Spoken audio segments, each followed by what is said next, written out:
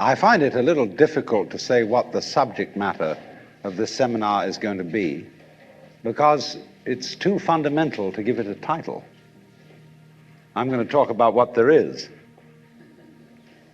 Now, the first thing, though, that we have to do is to get our perspectives with some background about the basic ideas which, as Westerners living today in the United States, influence our everyday common sense, our fundamental notions about what life is about.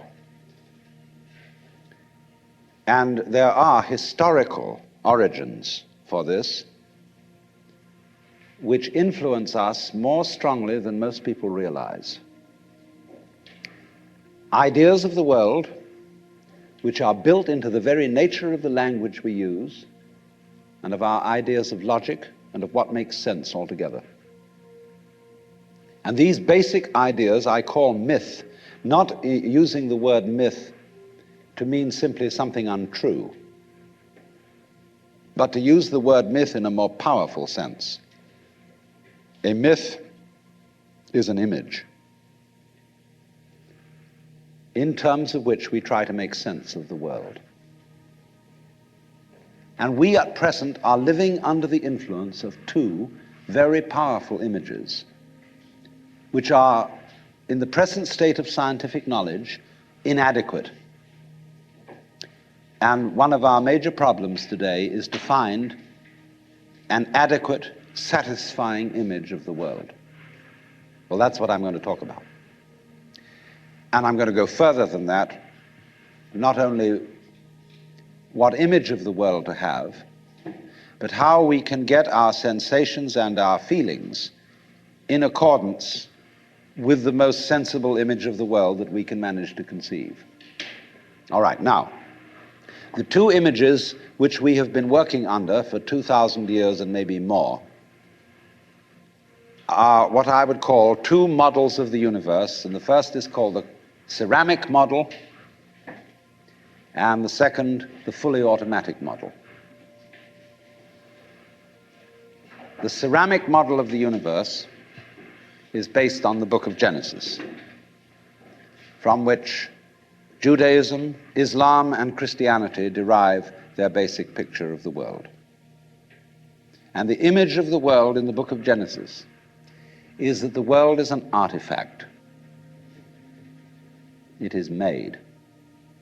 As a potter takes clay and forms pots out of it, or as a carpenter takes wood and makes tables and chairs out of it. Don't forget, Jesus is the son of a carpenter and also the Son of God. So the image of God and of the world is based on the idea of God as a technician, potter, carpenter, architect, who has in mind a plan and who fashions the universe in accordance with that plan. So basic to this image of the world is the notion, you see, that the world consists of stuff, basically. Primordial matter, substance, stuff, as pots are made of clay.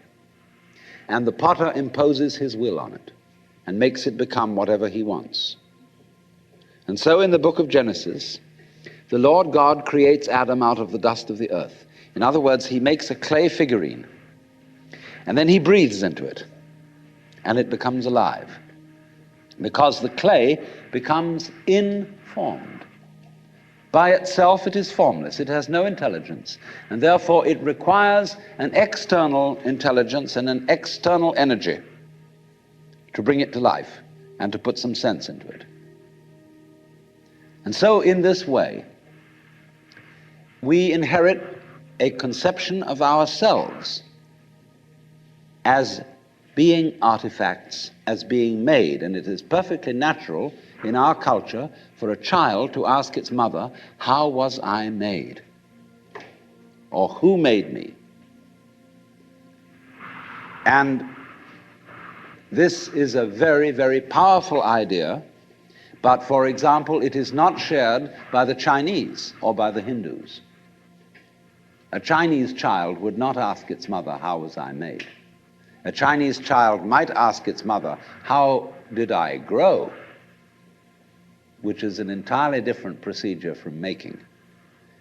You see, when you make something, you put it together, you arrange parts, or you work from the outside to the in, as a sculptor works on a stone or as the potter works on clay.